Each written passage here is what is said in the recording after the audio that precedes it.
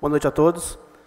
Senhor presidente, em nome do presidente, cumprimento demais vereadores, público presente. Seria um pouco breve, porque eu tenho algumas coisas para vocês aqui ainda em relação a irregularidades, que não sei se será possível em 3 minutos. De antemão, digo aos senhores que tudo que será dito aqui, ou pouco que será, nada é especulação, os documentos comprovam as irregularidades que serão mostradas. As irregularidades não foi uma ação política, tá? Desde 2013, a Controladoria do município tem atuado com relatórios de irregularidade em relação a ações desenvolvidas pela gestão anterior. As maiores dificuldades eram a ausência de transparência, onde a Controladoria notificava a Santa Casa para respostas e os ofícios sequer eram recebidos. Hoje a gente entende por que isso acontecia. Por exemplo, uma situação simples, o Martinez me perguntou agora há pouco, por exemplo, e era a dúvida de muitos. Quem são os sócios da Santa Casa? Essa relação não era divulgada. Por que não era divulgada? Porque as pessoas pagavam para ser sócio e o dinheiro não entrava na conta da Santa Casa. Tem aqui o nome de pessoas, recibo de pessoas que pagavam para ser sócio, de uma maneira equivocada, aliás, que era como se fosse um plano de saúde, pagava para poder ter o quarto particular de graça, porém o dinheiro sequer entrava no caixa da Santa Casa.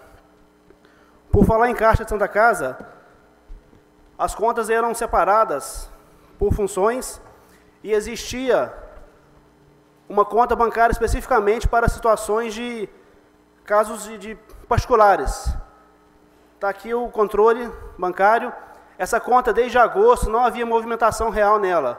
Ou seja, o dinheiro entrava, saía, sem nenhum controle fiscal, sem nenhum controle efetivo. Então, não sabemos para onde foi o dinheiro. Por sorte, como no Brasil até o crime organizado, foi encontrado o caderno de caixa 2, onde tinha as informações.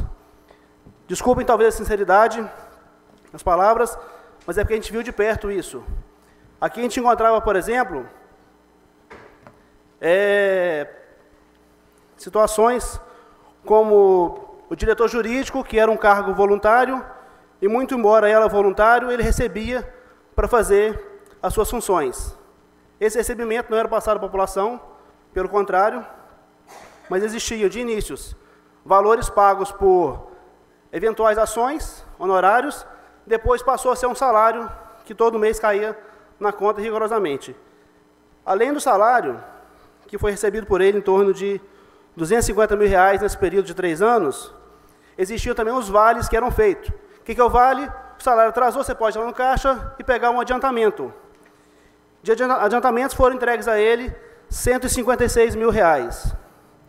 Se você pegar esses 2 livros, que tem a contabilidade feita pela própria esposa do ex-assessor jurídico, eu fiz um teste com algumas pessoas. Pode abrir o caderno em qualquer página que quiser. Vai ter uma retirada de dinheiro dele, anotado pela própria esposa, dinheiro esse que não foi repassado para desconto mesmo. Além das informações... Quero só pedir aos vereadores, só um minutinho, para deixar mais 5 minutos, por favor. Tá? Obrigado, vereadores. Além dessas informações, sempre foi requerido, por exemplo, a GFIP. O que é a GFIP? É o documento contábil que mostra a relação dos funcionários da Santa Casa. Nós encontramos uns documentos lá. Nesse documento constam o nome de servidores que nunca trabalharam na Santa Casa de Una. Por isso o documento não era público. Feito uma pesquisa mesmo ali com servidores mais antigos, pessoas que eram conhecidas, mas que nunca foram de verdade funcionário da Santa Casa.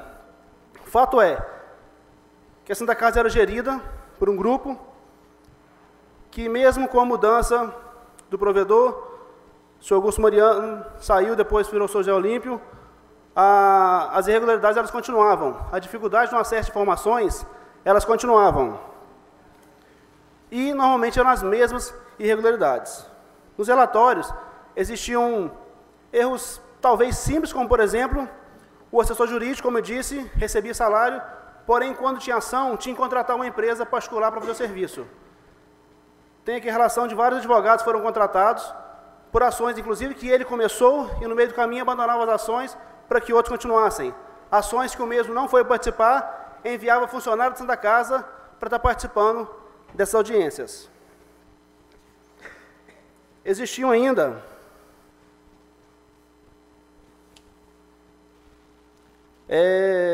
Deixa eu resumir um pouquinho pelo tempo aqui. Até uma Sky no quarto do médico era pago com recurso da Santa Casa, tá? Se você paga a sua Sky, a Santa Casa pagava para o médico ter no quarto dele lá. Quando era realizado um procedimento cirúrgico particular para um médico de fora de Una, era descontado R$100 por procedimento para ser repassado ao fundo. Até hoje, em 3 meses, a auditoria não encontrou nenhuma conta bancária e nem nenhum valor onde estava depositado esse fundo. Ou seja, era retido R$100 de cada procedimento e desconhecido o valor onde era aplicado. Registro que a Santa Casa de Una não tem nenhum fundo oficial. Valor do fundo que a gente conseguiu contabilizar os descontos em torno de R$55 mil.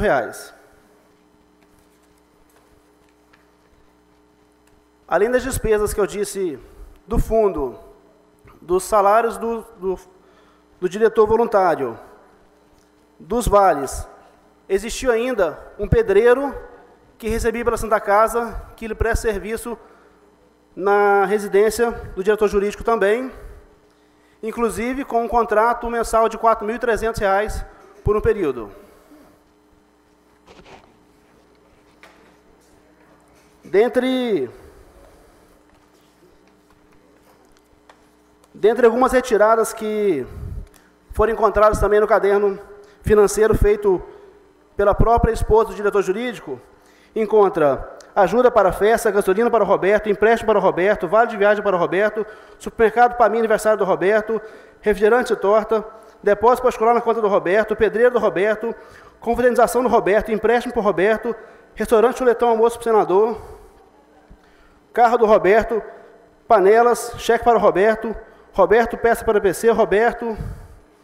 Ou seja, a Santa Casa de Una era uma entidade, uma mercearia particular do ex-diretor financeiro que utilizava para retirada de dinheiro a seu bel prazer.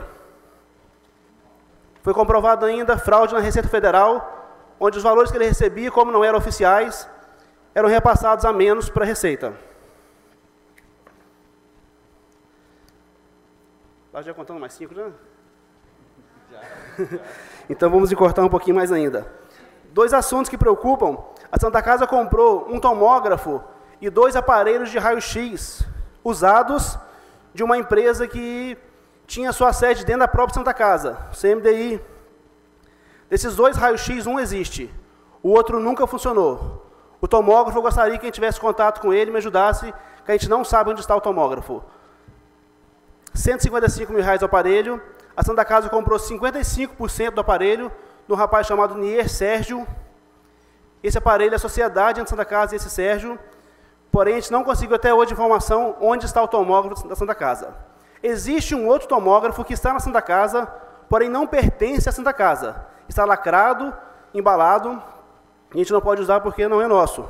Mas o nosso, não sabemos onde está. Essa informação está com o Ministério Público. E além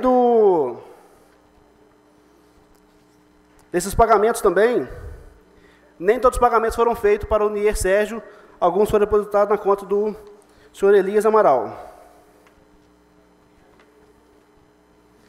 Era prática comum na Santa Casa de Una, na hora de fazer os pagamentos, fazia o pagamento rateado, já estou encerrando, o pagamento rateado pela metade. Se a pessoa recebia R$10 mil, fazia 2 cheques de 5, se era 4 mil, 2 cheques de 4. Um cheque era pago à pessoa, o outro destino dele era desconhecido. Por fim, queridos, devo encerrar, já estourei meu tempo por 2 vezes, tem muitas informações ainda, convido os senhores vereadores, se quiserem estar na Santa Casa de Una, para ter mais informações, ter acesso a documentos. Porém, eu gostaria de encerrar com o seguinte pedido aos senhores. Além de tudo isso daqui, a dívida da Santa Casa hoje é impossível ser dita, porque a cada dia aparece um novo credor, uma nova pessoa cobrando, os médicos, todos não querem trabalhar na Santa Casa mais, porque a Santa Casa deve a eles, não cumpriu o que prometeu em várias situações. É difícil arrumar médico? Santa Casa de Una, sim. É difícil comprar remédio? Felipe está ali, nosso setor de compras ali. Ninguém quer vender para a Santa Casa de Una, porque a Santa Casa deve a todos os comércios. Fizemos um pedido ao Royalties, que nos atendeu com uma autorização para um repasse de R$300 mil, com o fim de pagamento de fornecedores em atraso. Não são compras novas, pagamentos em atraso. Pedido esse que chegou nessa casa, um projeto de lei, para que, se aprovado, o Royalties vai repassar R$300 mil para pagamento de fornecedores em atraso, para que a gente possa respirar um pouco e ter poder de negociação com fornecedores, que nem à vista querem vender. Além disso, no ano passado foi aprovado por essa casa também um repasse de R$200 mil, também do Reuters, para a construção do CME. Esse dinheiro não chegou a ser repassado para esse fim, porque disseram ter conseguido esse repasse com o deputado. Ocorre que esse recurso não chegou e o CME não foi construído. Então, a gente tem que mandar para a Serra todo o material de cirurgia para ser esterilizado. Então, além dos 300 mil, 200 mil para a construção do CME. Com esse valor, dá para construir essa unidade e a gente não vai precisar mais levar o material para esterilizar na Serra. Pode ser feito isso aqui em Una mesmo, ganhando agilidade em relação a isso. É um resumo do que a gente tinha para passar. Tem muito mais coisa aqui, mas pelo tempo curto. Agradeço a atenção de todos. Muito obrigado. Desculpa estar falando meio correndo assim, que foi para poder aproveitar o tempo maior um pouquinho. Muito obrigado a todos.